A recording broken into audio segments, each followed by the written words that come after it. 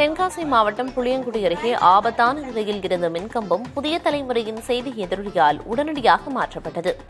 புன்னையாபுரம் கிராமத்தில் மின்கம்பம் ஒன்று உடையும் தருவாயில் இருந்து வந்தது.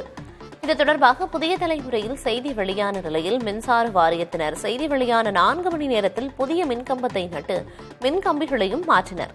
இதனையடுத்து அப்பகுதி மக்கள் மின்வாரிய அதிகாரிகளுக்கும் புதிய தலைமுறைக்கும் நன்றி தெரிவித்தனர்.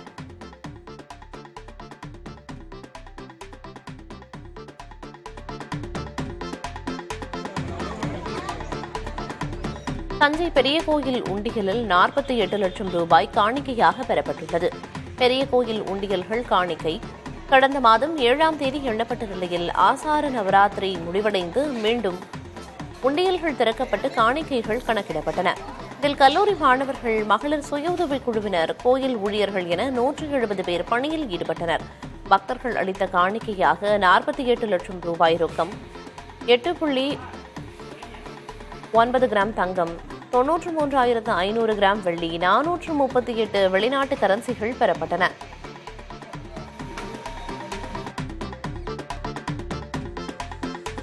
கோவை மாவட்டம் வால்பாறை பகுதியில் பெய்து வரும் கனமழையால் ஆறுகளில் வெள்ளப்பெருக்கு ஏற்பட்டுள்ளது.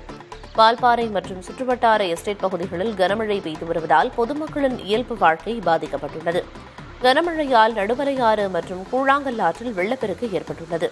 இதனால் ஆறுகளில் இறங்கவோ குளிக்கவோ கூடாது என பொதுமக்களுக்கு வால்பாறை நகராட்சி மற்றும் காவல்துறையினர் எச்சரிக்கை விடுத்துள்ளனர். வெள்ளப்பெருக்கால் சோலையார் அணைக்கு நீர்வரத்து அதிகரித்து அணையின் நீர்மட்டம் உயர்ந்து வருகிறது. தொடர்ந்து மழை பெய்து வருவதால் இன்னும் சில நாட்களில் அணையின் நீர்மட்டம் முழு கொள்ளளவை எட்டும் என எதிர்பார்க்கப்படுகிறது.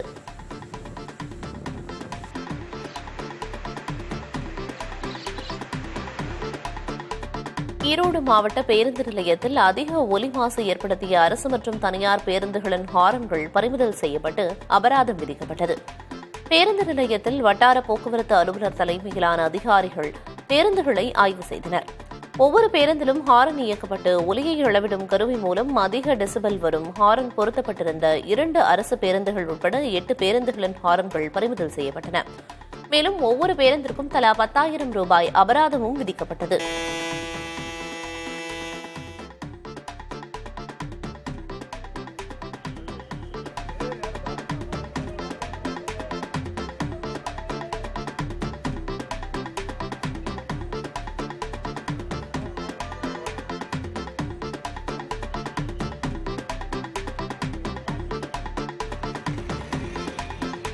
மதுரையில் 22 கிலோ கஞ்சா கடத்திய வழக்கில் கணவன் மனைவிக்கு 10 ஆண்டுகள் சிறை தண்டனை விதிக்கப்பட்டது.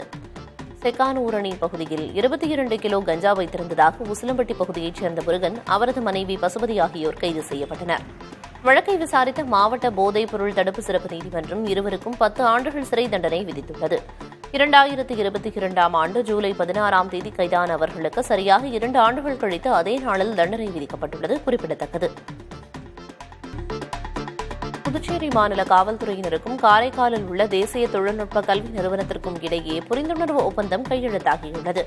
புதுச்சேரி மாநில காவல்துறையை நவீன தொழில்நுட்பத்தின் உதவியோடு மேம்படுத்துவதற்காகவும் சைபர் குற்றங்களை தடுப்பதற்காகவும் இந்த ஒப்பந்தம் கையெழுத்தாகியுள்ளது. இதற்காக தேசிய தொழில்நுட்ப கல்வி நிறுவனத்தில் நடைபெற்ற நிகழ்ச்சியில் பொதுமக்களுக்காக உருவாக்கப்பட்ட காரை காவலன் செயலி குறித்து விளக்கமளிக்கப்பட்டது.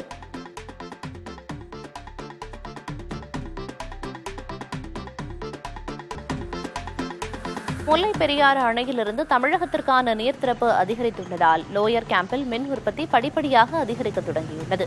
கேரளாவில் தென்மேற்கு பருவமழை தீவிரமடைந்துள்ளதால் முல்லை பெரியாறு அணைக்கு வரும் நீர்வரத்து அதிகரித்து நீர்மட்டம் 125 அடியை தாண்டி உயர்ந்து வருகிறது. இதன் காரணமாக அணையிலிருந்து தமிழக பாசனத்திற்கான நீர் திறப்பு 1267 கன அடியாக அதிகரிக்கப்பட்டுள்ளது. இதனையடுத்து லோயர் கேம்ப் மின் உற்பத்தி நிலையத்தில் 79ஆக இருந்த தினசரி மின் உற்பத்தி தற்போது 117 மெகாவாட்டாக அதிகரித்துள்ளது.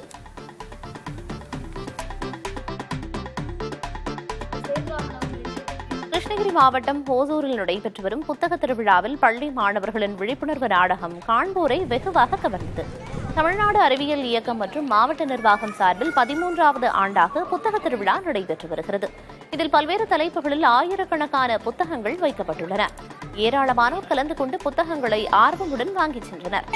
இந்த புத்தக திருவிழாவில் கணினி, ஆண்ட்ராய்டு, செயற்கை நுண்ணறிவு தொழில்நுட்பம் குறித்து பள்ளி மாணவர்கள் நாடகம் மூலம் விழிப்புணர்வு ஏற்படுத்தினர்.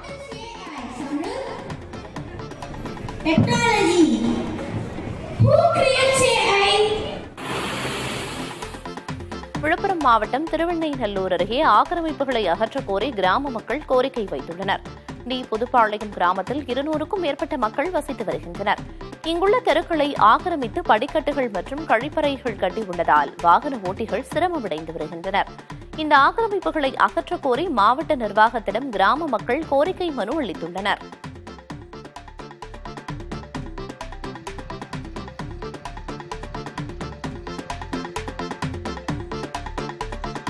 மயிலாடுதுறை மாவட்டம் சீர்காழியில் உள்ள சட்டைநாதர் சுவாமி கோயிலில் ஆடி மாத பிறப்பை முன்னிட்டு கோபூஜை நடைபெற்றது. முன்னதாக கொடிமரத்து விநாயகர், நந்தி பகவானுக்கு சிறப்பு அபிஷேகம் செய்யப்பட்டு தீபாராதனை நடைபெற்றது. தொடர்ந்து கோசாலையில் இருந்து வரவழைக்கப்பட்ட புங்கனூர் குட்டை பசுமாடு கன்றுக்கு கோபூஜை நடைபெற்றது. இதில் திரளான பக்தர்கள் பங்கேற்று மாடு மற்றும் கன்றுக்கு பழங்கள், அகத்திக்கீரை ஆகியவற்றை வழங்கி வழிபட்டனர்.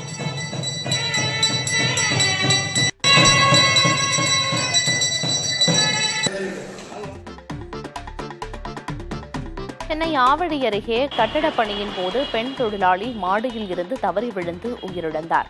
பட்டாபிராமில் கடந்த 4 ஆண்டுகளாக தனியார் கட்டுமான பணிகள் நடைபெற்று வருகின்றன. இங்கு திண்டிவனத்தைச் சேர்ந்த வளர்மதி என்பவர் 2வது மாடியை சுத்தம் செய்யும் பணியில் ஈடுபட்டிருந்த போது தவறி விழுந்துள்ளார். அவரை மீட்டு மருத்துவமனைக்கு அழைத்துச் சென்ற நிலையில் அவர் ஏற்கனவே இறந்துவிட்டதாக மருத்துவர்கள் தெரிவித்தனர். பெண் தொழிலாளி உயிரிழந்தது குறித்து காவல்துறையினர் விசாரணை நடத்தி வருகின்றனர்.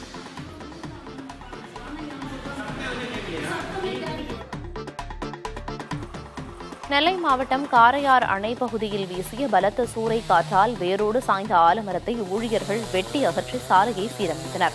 பாபநாசம் மேற்கு தொடர்ச்சி மலைப்பகுதியில் உள்ள காரையார், சின்ன மயிலார் உள்ளிட்ட பகுதிகளில் பலத்த காற்றுடன் சூறைக்காற்று வீசியதில் சாலையின் குறுக்கே ஆலமரம் வேரோடு சாய்ந்தது. இதனால் இந்த பகுதிகளுக்கு மின் விநியோகம் துண்டிக்கப்பட்டது. இதனையடுத்து மின்வாரிய பணியாளர்கள் சுமார் 8 மணி நேரம் போராடி மரத்தை இயந்திரம் மூலம் வெட்டி அகற்றி சாலையை சீரமைத்தனர்.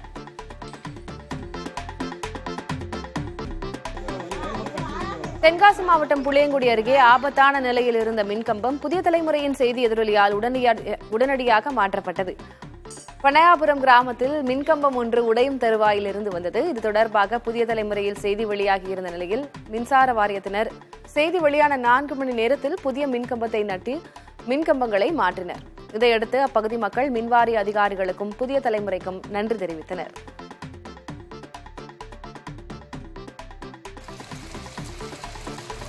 கன்னியாகுமரியில் பெய்து வரும் தொடர் மழையால் 2வது நாளாக திருப்பரப்பு அணையில் சுற்றுலா பயணிகள் குளிக்க தடை விதிக்கப்பட்டுள்ளது. தொடர் மழையால் 48 அடி கொள்ளளவு கொண்ட பேச்சிப்பாறை அணையின் நீர்மட்டம் 45 அடியை தாண்டியதால் அணையிலிருந்து 500 கன அடி உபரி நீர் வெளியேற்றப்பட்டு வருகிறது.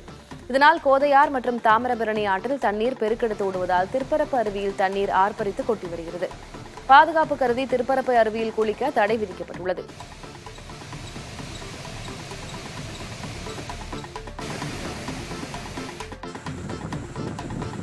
கோவை மாவட்டம் வால்பாறை பகுதியில் பெய்து வரும் கனமழையால் ஆறுகளில் வெள்ளப்பெருக்கு ஏற்பட்டுள்ளது. வால்பாறை மற்றும் சுற்றுவட்டார எஸ்டேட் பகுதிகளில் கனமழை பெய்து வருவதால் பொதுமக்களின் இயல்பு வாழ்க்கை பாதிக்கப்பட்டுள்ளது. கனமழையால் நடுமலையாறு மற்றும் கூழாங்கல் ஆற்றில் வெள்ளப்பெருக்கு ஏற்பட்டுள்ளது. இதனால் ஆறுகளில் இறங்கவோ குளிக்கவோ கூடாது என பொதுமக்களுக்கு வால்பாறை நகராட்சி மற்றும் காவல்துறையினர் எச்சரிக்கை விடுத்துள்ளனர். வெள்ளப்பெருக்கால் சோலையார் அணைக்கு நீர்வரத்து அதிகரித்து அணையின் நீர்மட்டம் உயர்ந்து வருகிறது. தொடர்ந்து மழை பெய்து வருவதால் இன்னும் சில நாட்களில் அணை நீர்மட்டம் முழு கொள்ளளவை எட்டும் என எதிர்பார்க்கப்படுகிறது.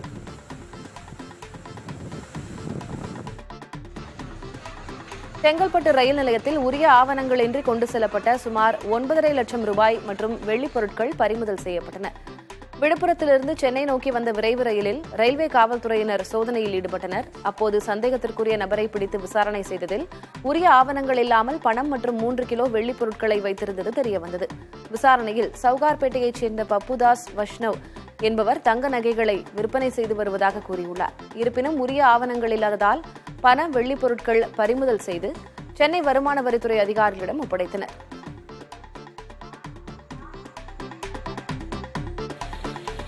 திருச்செங்கோடு அருகே குழந்தை விற்பனை வழக்கில் ஜாமீனில் வெளிவந்த அரசு மருத்துவரின் தனியார் மருத்துவமனையில் அதிகாரிகள் ஆய்வு மேற்கொண்டனர். கடந்த 2023ஆம் ஆண்டு அரசு மருத்துவர் அனுராதா என்பவர் பெண் புரோக்கர்கள் மூலம் குழந்தைகள் விற்பனையில் ஈடுபட்ட வழக்கில் சிறையில் அடைக்கப்பட்டார். இதனையடுத்து அவர் நடத்தி வந்த தனியார் மருத்துவமனைக்கு சீல் வைக்கப்பட்டது. இந்நிலையில் கடந்த சில மாதங்களுக்கு முன் அனுராதா ஜாமீனில் வெளிவந்த நிலையில் தனியார் மருத்துவமனையில் சீலை அகற்றி மருத்துவத்துறை அதிகாரிகள் ஆவணங்களை ஆய்வு செய்தனர். மீதான முறைகேடு வழக்குகளை சிபிஐ விசாரணைக்கு மாற்றக் கோரிய மனு உரிய ஆதாரமின்றி தாக்கல் செய்யப்பட்டிருப்பதாக உச்சநீதிமன்றம் கண்டனம் தெரிவித்துள்ளது. கருப்பையா காந்தி என்பவர் தாக்கல் செய்த பொதுநல மனுவை முன்னதாக விசாரித்த நீதிபதிகள் தமிழ்நாட்டு விசாரணை அமைப்புகள் மீது நம்பிக்கை இல்லை என்று எப்படி கூற முடியும் என கேள்வி எழுப்பியிருந்தனர். இந்த வழக்கு மீண்டும் விசாரணைக்கு வந்தபோது மனுதாரர் தரப்பில் புதிதாக மனு தாக்கல் செய்ய அவகாசம் கோரப்பட்டது. இதற்கு மறுப்பு தெரிவித்த நீதிபதிகள் ஏற்கனவே போதிய அவகாசம் வழங்கப்பட்டதாகவும் குற்றச்சாட்டில் எந்தவித ஆதாரமும் முகாந்திரமும் இல்லை என்பது மனுதாரரின் நடவடிக்கைகளின் மூலம் தெரியவந்துள்ளதாகவும் கடும் கண்டனம் தெரிவித்தனர். ஏற்கனவே தாக்கல் செய்த மனு மீதே விசாரணை நடத்தப்படும் என திட்டவட்டமாக கூறிய நீதிபதிகள் விசாரணையை ஆகஸ்ட் 16ஆம் தேதிக்கு ஒத்திவைத்தனர்.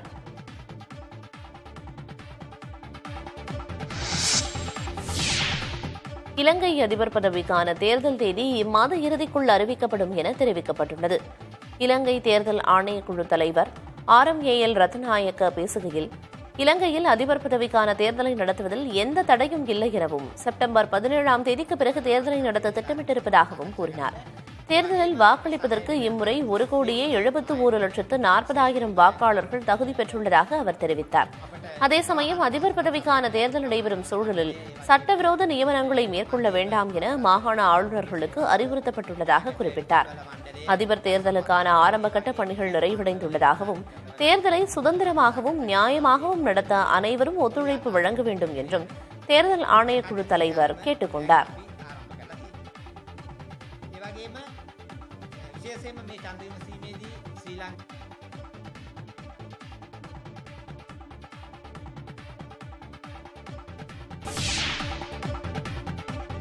கர்நாடக அணைகளிலிருந்து காவிரி ஆற்றில் திறக்கப்படும் நீரின் அளவு வினாடிக்கு 36,579 கனஅடியாக அதிகரித்துள்ளது. கர்நாடக மாநிலத்தில் காவிரி நீர்பிடிப்பு பகுதிகளிலும் கேரள மாநிலம் வயநாடு உள்ளிட்ட பகுதிகளிலும் விட்டு கனமழை பெய்து வருகிறது. இதனால் கிருஷ்ணராஜசாகர் மற்றும் கபினி அணைகளுக்கு நீர்வரத்து தொடர்ந்து அதிகரித்து வருகிறது. தற்போது கிருஷ்ணராஜசாகர் அணைக்கான நீர்வரத்து வினாடிக்கு 39,276 கனஅடியாக அதிகரித்துள்ளது. அந்த அணையிலிருந்து வினாடிக்கு 579 கன அடி உபரி நீர் திறக்கப்பட்டு வருகிறது. அதேபோல் கபினி அணைக்கான நீர்வரத்து வினாடிக்கு 29,310 கன அடியாக அதிகரித்துள்ளது. இதனால் அந்த அணையிலிருந்து வினாடிக்கு 36,000 கன அடி நீர் திறக்கப்பட்டுள்ளது. இதன் மூலம் காவிரி ஆற்றில் திறக்கப்படும் நீரின் அளவு 36,579 கன அடியாக உயர்ந்திருக்கிறது.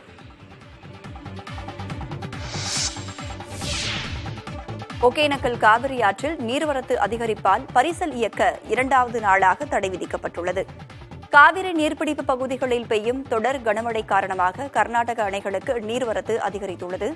கபினி, கிருஷ்ணராஜசாகர் ஆகிய 2 அணைகளிலிருந்தும் தண்ணீர் திறப்பு அதிகரிக்கப்பட்டுள்ள நிலையில் தமிழக எல்லையான பிலிகுண்டுலுவுக்கு நீர்வரத்து வினாடிக்கு 20,000 கனஅடியாக உள்ளது. நீர்வரத்து தொடர்ந்து அதிகரிக்கும் வாய்ப்புள்ளதால் ஒகேனக்கல் ஆற்றில் சுற்றுலா பயணிகள் குளிக்கவும் பரிசல் இயக்கவும் 2வது நாளாக தடை விதிக்கப்பட்டுள்ளது. முன்னெச்சரிக்கை நடவடிக்கையாக மாவட்ட நிர்வாகம் இந்த தடையை விதித்துள்ளது.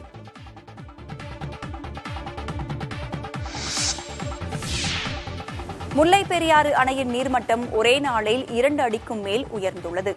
அணையின் நீர்பிடிப்பு பகுதிகளில் கடந்த 4 நாட்களாக தொடர்ந்து மழை பெய்து வருகிறது. அதிகபட்சமாக அணை பகுதியில் 31 மில்லிமீட்டரும் தேக்கடியில் 19 மில்லிமீட்டரும் மழை பதிவாகியுள்ளது. இதனால் அணையின் நீர்மட்டம் 123 அடியிலிருந்து 125 அடியாக உயர்ந்துள்ளது. முல்லைப் பெரியாறு அணைக்கு நீர்வரத்து 5,395 கனஅடியாக உள்ளது. தமிழக பாசனத்திற்காக வினாடிக்கு 1,267 கனஅடி நீர் திறந்துவிடப்பட்டுள்ளது.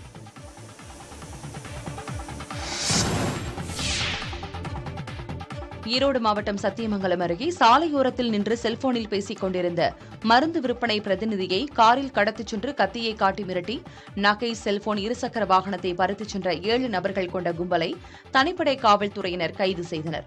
மருந்து விற்பனை பிரதிநிதியான மாடசாமி என்பவர் ஈரோடு புஞ்சை புளியம்பட்டி சத்தியமங்கலம் தேசிய நெடுஞ்சாலை விஆர்டி நகர் அருகே இருசக்கர வாகனத்தை நிறுத்திவிட்டு செல்போனில் பேசிக் கொண்டிருந்தார்.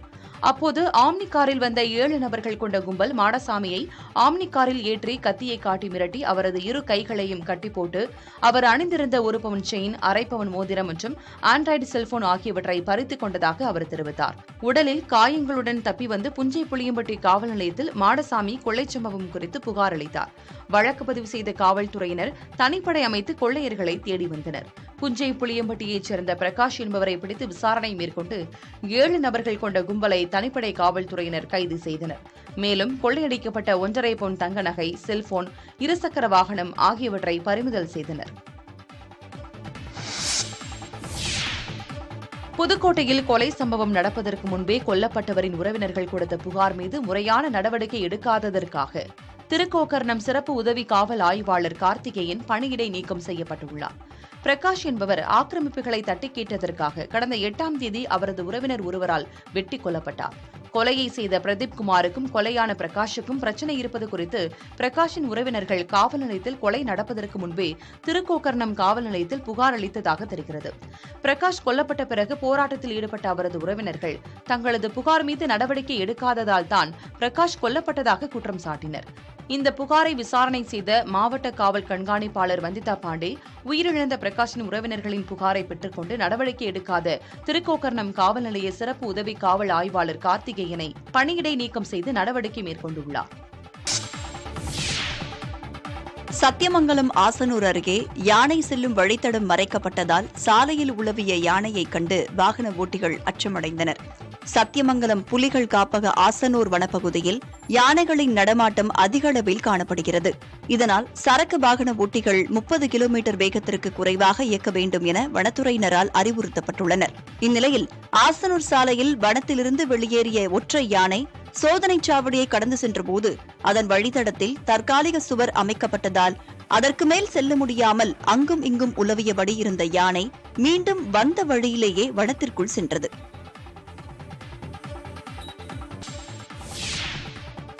கேரள மாநிலம் இடுக்கி அருகே மண் சரிவு ஏற்பட்ட நிலையில் வாகன போக்குவரத்து இல்லாததால் பெரும் அசம்பாவிதம் தவிர்க்கப்பட்டது. கேரள மாநிலம் இடுக்கி மாவட்டத்தில் கடந்த சில நாட்களாக கனமழை பெய்து வருகிறது. இந்நிலையில் அம்மாவட்டத்தின் பீருமேடு அருகே குமுள்ளி கோட்டயம் மலைப்பாதையில் மலையில் மண் சரிவு ஏற்பட்டு சாலையில் விழுந்தது. அதேவேளையில் சாலையின் ஒரு பகுதியும் இடிந்து சரிந்தது. அந்த நேரத்தில் வாகன போக்குவரத்து எதுவும் இல்லாததால் பெரும் அசம்பாவிதம் தவிர்க்கப்பட்டது. இதனைத் தொடர்ந்து சாலையை சீரமைக்கும் பணிகள் மேற்கொள்ளப்பட்டன.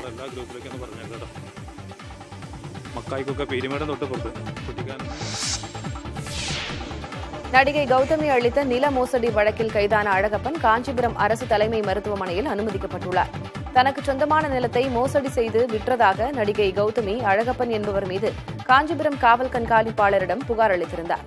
புகாரின் அடிப்படையில் காஞ்சிபுரம் மாவட்ட குற்றப்பிரிவு காவல்துறையினர் அழகப்பனை கைது செய்தனர். தொடர்ந்து அவரை சிறையில் அடைப்பதற்காக மருத்துவ பரிசோதனை மேற்கொள்ளப்பட்டது. அப்போது அவருக்கு சர்க்கரையின் அளவு அதிகமாக உள்ளது தெரியவந்துள்ளது.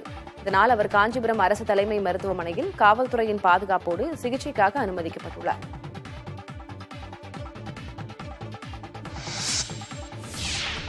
மயிலாடுதுறை அருகே படைவெட்டி மாரியம்மன் கோவிலில் மண்டலாபிஷேக விழா வெகு சிறப்பாக நடைபெற்றது. மாரியம்மன் வண்ண மலர்களால் அலங்கரிக்கப்பட்டு ஊஞ்சலில் எழுந்தருளினார். மேளதாளங்கள் முடங்க நாட்டுப்புற கலைஞர்கள் பக்தி பாடல்களை பாடி அம்மனை ஆராதனை செய்தனர். இதனையடுத்து படைவெட்டி மாரியம்மனுக்கு மகாதீபாராதனை செய்யப்பட்டது. இதேபோல் தேனி மாவட்டம் பெரியகுளம் அருகே 500 ஆண்டுகள் பழமை வாய்ந்த கௌமாரியம்மன் ஆணை பெருந்திருவிழாவை ஒட்டி அதிகாலை முதலே அலகு குத்தியும் தீச்சட்டி எடுத்தும் பக்தர்கள் அம்மனுக்கு நேர்த்திக்கடனை செலுத்தினர். இங்கிலாந்து கால்பந்து அணியின் மேலாளர் பதவியிலிருந்து கரெத் சவுத்கேட் விலகியுள்ளார். அண்மையில் நடந்து முடிந்த யூரோ கால்பந்து தொடரின் இறுதிப் போட்டியில் இங்கிலாந்தை வீழ்த்திய ஸ்பெயின் அணி 4வது முறையாக சாம்பியன் பட்டத்தை வென்றது. யூரோ தொடரில் இங்கிலாந்து அணி தோல்வியடைந்ததை அடுத்து அந்த அணியின் மேலாளர் பதவியிலிருந்து கரெத் சவுத்கேட் விலகியுள்ளார். இது தொடர்பாக இங்கிலாந்து கால்பந்து நிர்வாகம் வெளியிட்டுள்ள செய்தியில் 102 போட்டிகள் சுமார் 8 ஆண்டுகளாக இங்கிலாந்து அணியின் மேலாளர் பதவியில் சவுத்கேட் திறம்பட செயலாற்றியதாக புகழாரம் சூட்டியுள்ளது. அவரது விலகல் அணிக்கு பின்னடைவாக கருதப்படுவதாகவும் இங்கிலாந்து கால்பந்து ரசிகர்கள் கருத்து தெரிவித்துள்ளனர். 2016ஆம் ஆண்டு இங்கிலாந்து அணியின் மேலாளராக பதவியேற்ற சவுத்கேட் 2018, 2022 உலக கால்பந்து தொடர், 2021-24 யூரோ தொடர் ஆகிய போட்டிகளில் அணியை வழிநடத்தியுள்ளார்.